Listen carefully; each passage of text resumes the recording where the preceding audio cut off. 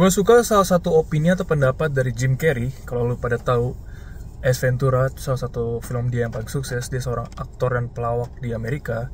Dia berkata, I think everyone needs to get rich and famous because that's not the answer. Karena itu ada hubungannya mengenai apa yang akan gue bahas saat ini, mengenai kenapa belakangan influencer begitu meresahkan.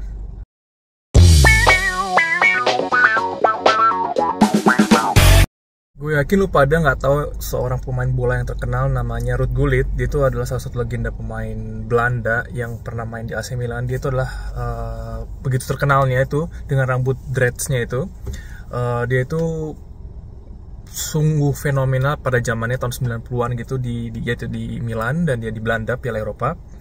Dia itu bilang bahwa dia itu nggak pernah bisa makan tenang ketika dia masih di Milan ya. Jadi dia tuh pernah di momen staff restoran itu datang ke dia padahal dia lagi makan tuh. Dia bilang kayak, tolong dong kamu sapa penggemar kalian di luar karena udah banyak banget gitu. Saking terkenalnya dia di Milan. Jadi dia itu nggak pernah jalan sendiri di kota Milan itu dengan damai. Pasti ada orang yang tahu, diminta tantangan, minta foto segala macam, dan dia nggak suka gitu loh. Dia nggak tahu ternyata konsekuensi dengan dia menjadi pemain terbaik di dunia pada zamannya itu akan memberikan begitu banyak ketenaran yang dia pun nggak kuat gitu loh. Dan dia jujur, dan ini adalah interview dia itu dengan Rio Ferdinand di UEFA Channel. Kalau kalian mau cek bisa Rio Ferdinand dengan Ruud Gullit. Dan akhirnya dia potong rambut terkenalnya dia itu, dan dia pindah ke London, dan dia bilang itu menjadi salah satu momen terbaik dan terbahagia dia ketika dia jalan dan dia itu merasa seperti orang normal. Dan itu yang dia katakan, dan menjadi konklusi dia bilang kayak orang yang pengen terkenal banget, yang pengen seakan-akan ya orang dikenal seluruh dunia, itu adalah orang-orang yang sedikit aneh bagi dia ya. Karena the best moment itu adalah ketika dia bisa seperti orang normal, seperti biasanya. Hampir sama dengan apa yang dikatakan Jim Carrey. Being rich and being famous, it's not the answer. Apa hubungannya bro gitu? Kalau mau muter-muter ya lu pada udah tahu lah poinnya, bahwa bagaimana influencer yang cukup meresahkan. Oke lah, poinnya adalah bagaimana mereka overselling tentang Australia ya, tentang bagaimana mudahnya, cepatnya menjadi kaya gitu kan. Ditambah lagi dengan konteks, gue nggak salah ya kalau lu pada nonton konten-konten yang memberikan sebuah pandangan hidup enak, ya itu nggak bohong men, hidup di Australia tuh enak banget ya. Makanya orang-orang berbondong-bondong dari seluruh dunia, yang sering banget gue bahas, nggak cuma orang Indonesia aja. Tetapi satu catatan bahwa konten creator yang tersebut itu sangat-sangat overselling, sangat-sangat menitik beratkan satu sisi saja, yang tidak menjelaskan bagaimana tip of the iceberg untuk mencapai momen dan titik nyaman itu abis banting tulang, abis kena scam sini, kena scam sana, abis kena apalah, marah-marah sama bos, kecelakaan, ini itu, kemudian ada yang zong, ada yang banyak banget, dan itu nggak pernah dibahas, dan itu yang menjadikan orang-orang sangat tidak suka dengan influencer yang ada. Mungkin di negara-negara di Eropa atau di Amerika atau di Kanada nggak tahu influencer orang-orang ini, cuman konteks yang di sini saat ini yang sangat-sangat merasakan itu adalah orang-orang mereka yang ini ya. Ini bukan menjadi rahasia umum lagi, bukan menjadi rahasia lagi, ini sesuatu yang sudah orang pada tahu karena ya udah viral di mana-mana. Gue bilang gue nggak main TikTok, cuman ya orang-orang bilang kayak di TikTok itu udah banyak banget yang kayak gini-gini.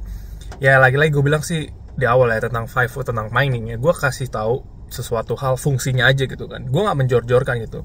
Ada bagian-bagian yang nggak pernah gue bahas karena gue tahu ini adalah sesuatu yang nggak semua orang bisa langsung segera mendapatkannya, dan itu akan menjadi konten yang begitu sensitif, dan itu tidak memberikan sebuah pandangan yang objektif. Jadi cukup bijak yang harusnya kita buat konten, sehingga kalau kita ngomongin influencer secara definisi kan itu lebih kayak apa ya, orang terinfluence gitu loh, definisinya apa terlebih dahulu gitu kan. Kalau misalnya kita mau menjadi inspirasi, menurut gue lebih baik ya, karena lo inspire someone, seakan-akan oke, gue ini hidup secara gue, kalau lu merasa cara hidup gue ini cocok sama lu tuh gimana, menginspire lu, berarti bagus. Kalau influencer somehow konotasi di pandang gue, mereka secara aktif, secara lebih ke aktifnya itu loh, benar, inisiatifnya itu loh, untuk kayak ngeboost, inject pandangan, point of view itu apa yang mungkin bagi orang tidak terlalu cocok, cuman somehow jadi keresahan itu timbul gitu kan. Jadinya influence itu sebenarnya kalau secara natural juga netral sifatnya ya, kayak orang tinggal di Arab ya terinfluence misalnya makanan orang-orang Arab atau apa, orang tinggal di Afrika terinfluence gitu loh secara natural. Cuman ketika as a job, as a possession, as a someone that take that as to get money segala macam, itu yang menunjukkan sesuatu yang sedikit off, yang membuat orang turn down people, apalagi di society sekarang yang social media yang terlalu memaksimalkan engagement yang ya kita tahu lah dunia tipu-tipu kan.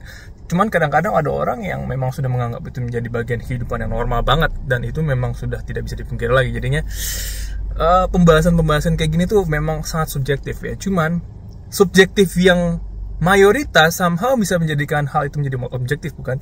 Jadinya itu yang ini pendapat gue, bagaimana ya dua hal tersebut yang gue bilang di awal, Jim Carrey sama Ruth Gullit. Kalian bisa cek lah bagaimana kehidupan dua orang itu yang ya kita tahu lah bagaimana orang-orang yang paling terkenal yang paling sukses itu sebenarnya orang-orang yang tersembunyi gitu. Dan gue pernah melihat ini dan gue menganggap keren banget, kayak misalnya ilmu padi lah, menyala abangku kan belakangan ini kan bagaimana di Instagram segala macam. Sebenarnya itu it's not exactly ini loh ilmu padi yang kalau makin pinter makin banyak isinya makin menurun kan ya. Secara teori gue bilang bisa gue katakan kayak people behind the people. Kenapa gue bilang people behind the people?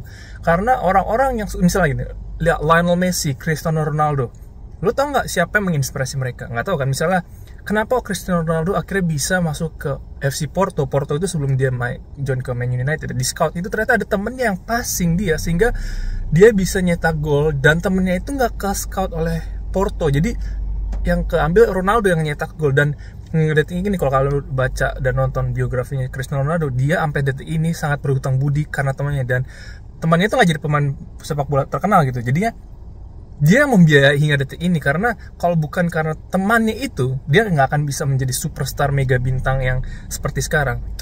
People behind the people. Kalau misalnya Isaac Newton itu dulu, gue ada baca Isaac Newton itu pas kecil dia tuh bodoh dikategorikan oleh gurunya, yang sama sekali tidak memberikan sebuah kognitif yang sama pada murid-murid lainnya di zaman itu, sehingga dia dikatakan ya tidak terlalu cocok untuk standar saat itu. Cuman ibunya lah yang sangat membuat dia menjadi Isaac Newton yang kita kenal, karena ibunya lah yang tidak pantang menyerah. Jadi we don't know most of the time people that make the famous people. Jadi ketika kita tahu people behind the people, kita mengingatkan diri kita sendiri bahwa oh ya kita ini sebenarnya nobody gitu. Banyak orang yang benar-benar tulus gitu, yang sama sekali melakukan itu demi kualitas, tetapi tidak mencari sesuatu yang ekstra gitu kan. Kayak lagi-lagi misalnya orang mau jadi penyanyi terkenal ya, mau nggak mau sesuatu hal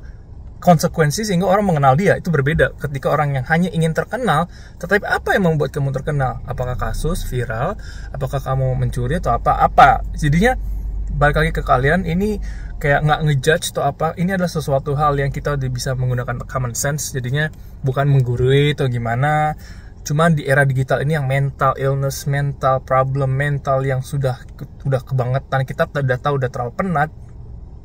Bijak aja lah bagaimana kalian mengambil keputusan. Kalian di usia yang muda yang bisa mau HV konteksnya lagi Australia, melihat, menjaring, memfilter semua informasi itu gampang sebenarnya. Jadi kalau kalian di Indonesia mencari sosok-sosok yang ingin memberikan kalian boost semangat, bijak-bijaklah mencari informasi. Dan bagi mereka-mereka yang masih melakukan hal-hal konten kreatif, lagi-lagi itu terserah mereka. Gue nggak bilang mereka jelek, mereka gimana, mereka melakukan itu tidak bagus, tidak benar.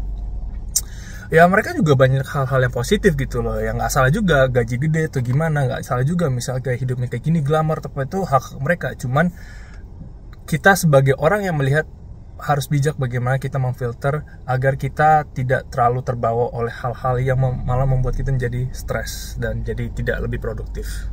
Gue ngelakuin ini sama karena lumayan udah nge-stuck konten-konten apa lagi yang gue mau kasih. Cuman ya lagi-lagi gue memberikan yang sesuatu yang real, sereal mungkin, dan ini menurut gue cukup bermanfaat, dan justru ini yang harus gue share karena realitanya sedemikian. Terserah kalau kalian nganggap itu cocok, menurut kalian itu teori bagus, people behind the people, gue senang, dan bisa kalian sebar lagi, bisa semangat ke teman-teman kalian. Oke, gitu aja teman-teman. Thank you udah nonton video konten kali ini. Silakan kalau kalian mau apapun yang kalian ingin tahu mengenai Australia WHV mining student visa, silakan kolom di komentar ataupun langsung ke DM gue. Oke, as usual, stay safe. Bye bye.